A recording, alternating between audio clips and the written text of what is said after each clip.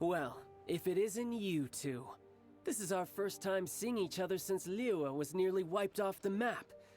This is certainly a bit awkward, wouldn't you say? Paimon knew that we should never have trusted a Fatui Harbinger. Oh, now don't say that. Sure, I may have misled you, but I never had anything against you personally.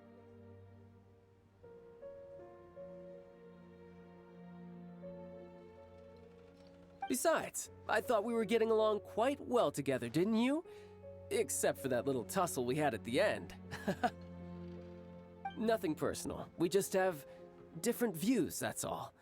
Of course, you may very well hold this against me, but that's up to you. The real deceivers here are Senora and Zhong. Curse them for leading me on. So actually, I think... Stop wasting time, child. There'll be plenty of time to chat once I'm through here. You remember the agreement, Morax. Now, if you would be so kind. The Gnosis, please. What in the world are you talking about? The contract is fulfilled. That which thou seeketh is now bestowed unto thee. For my promise is solid as stone.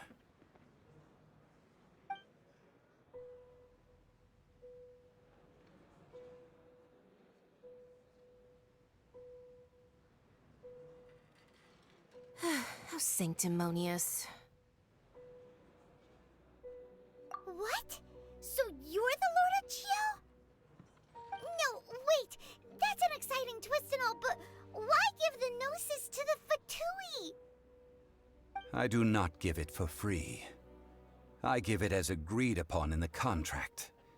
For it is a matter solely between the Tsaritsa and I. Yeah, you don't think you went a little bit too far with that whole fake death thing? Everyone was preparing the ceremony for you, and splat! This big dragon falls out of the sky, and all of Liyue goes into an uproar. Talk about a disaster.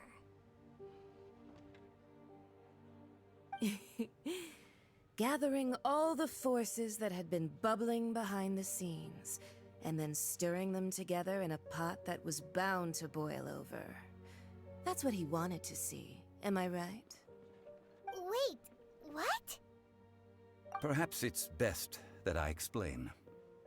As you know, I've dwelt upon this world for more than 6,000 years. It is now 3,700 years ago that I founded Liyue together with the Adepti. Even boulders that can withstand whirlpools will erode with the passing of time. I kept convincing myself that cracks had not begun to form, and that the end of my time had not yet come. Until one drizzly day, as I was strolling along the harbor, I heard a merchant tell one of his workers, "You finished your duties. Go ahead and call it a day."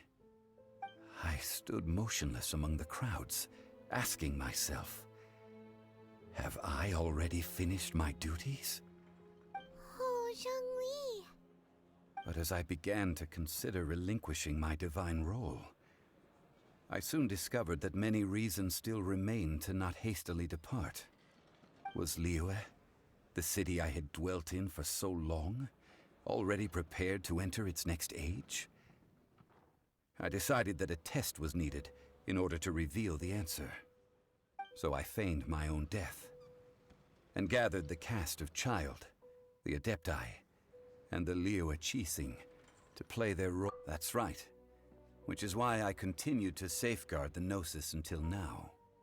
So you mean that if the chaos ever reached the point of no return, you would simply appear and use your divine powers to bring Liyue back under control?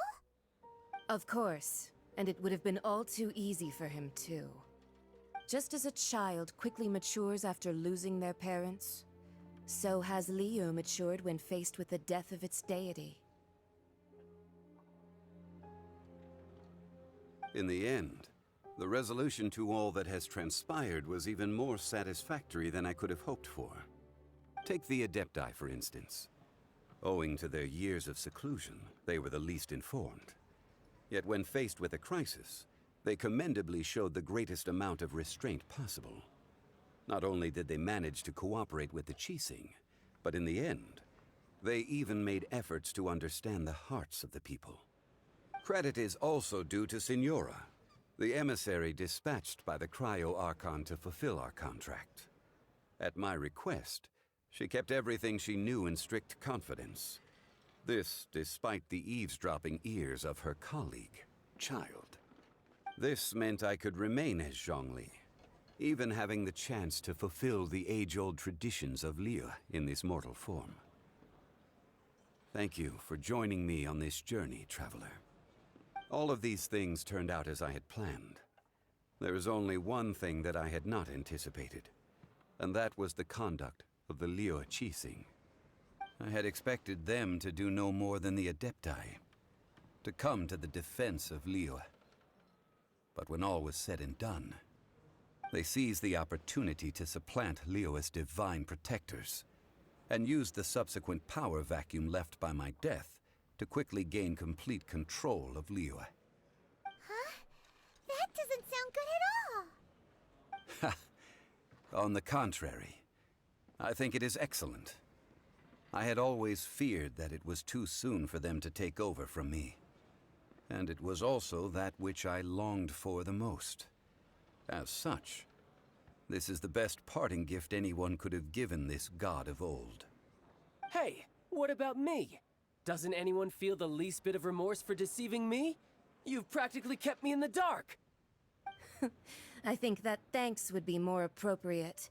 You certainly played no small part in all of this, wreaking havoc and turning the city upside down. The Lord of Geo ought to thank you for your performance, if anything. If you hadn't created the pressure of a battle between mortals, Adepti, and a god, the lump of coal resting in the hands of the Geo-Archon, Liyue, would never have been able to become a dazzling diamond of a city. Huh? Just whose side are you on, mocking me like that? Are you itching for a fight? Be that as it may, you've come out of this as the hero of Liyue. I, on the other hand, will be forever prescribed as a disturber of the peace, no? Well then, with the Gnosis in my possession, I have no use for such idle chatter. We should return to Zapoljarny Palace and seek an audience with Her Majesty, the Tsaritsa. Come, child. Fine. I'll meet you there later. I'm not sharing a boat with the likes of you. Do as you wish.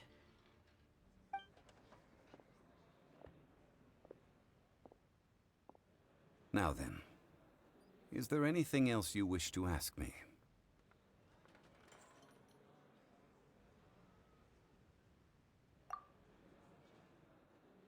Right! As Zhongli always told us, a good trade is a fair trade. Paimon has no idea what could be a good trade for a Gnosis. Realistically speaking, there is no such thing. Huh? However, I am the god of contracts. For thousands of years, I have made countless contracts.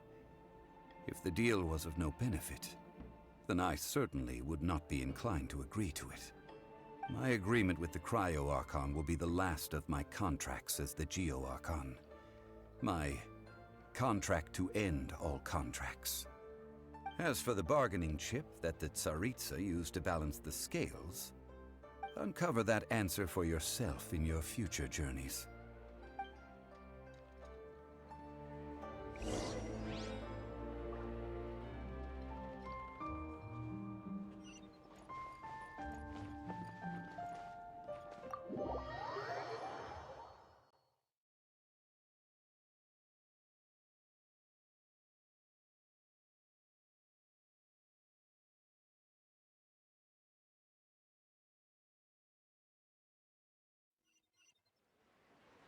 Today's the day of the rite of parting.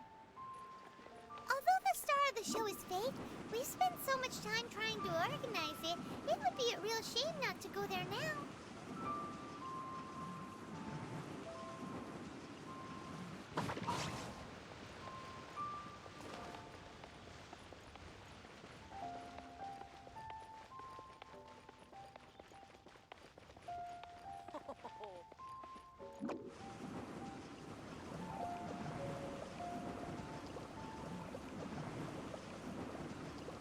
I'm out of here.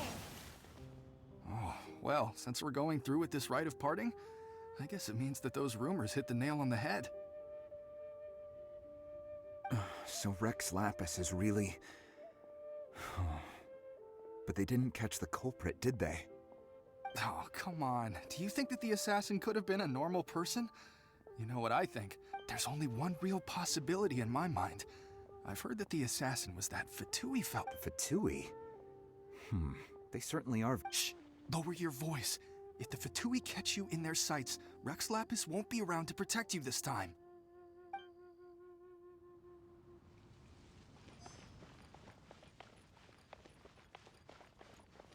You know that god from the ocean couldn't have just shown up out of nowhere. I mean, it's been 2,000 years since Rex Lapis subdued it. Yes, and to think that this happened right on the heels of the incident with Rex Lapis, too. Say, do you think the person who assassinated our lord and released that evil god might have been one and the same? Now that you mention it, that's very possible. Yes, it's very possible indeed. I mean, it all fits together. That person must have colluded with the evil god to harm Rex Lapis. Oh, that wicked, black-hearted scoundrel. Still, what sort of supernatural prowess must this person possess to be able to do such things? I have never heard of such a person in all my years. Ah, forget it. Guessing's no use to us. Look, the Millilith over there looks like he's about to make an announcement. Let's hear what the Ministry of Civil Affairs has to say first.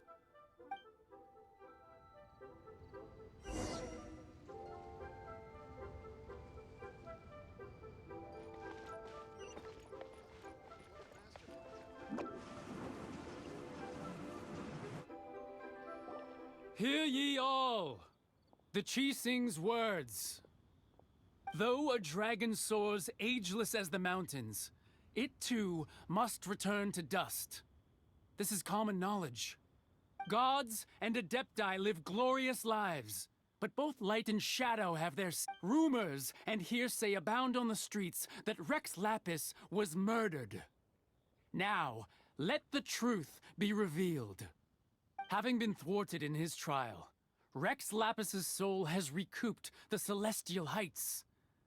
He beseeches the people of Liyue to grieve not, and to let not their hearts be saddened.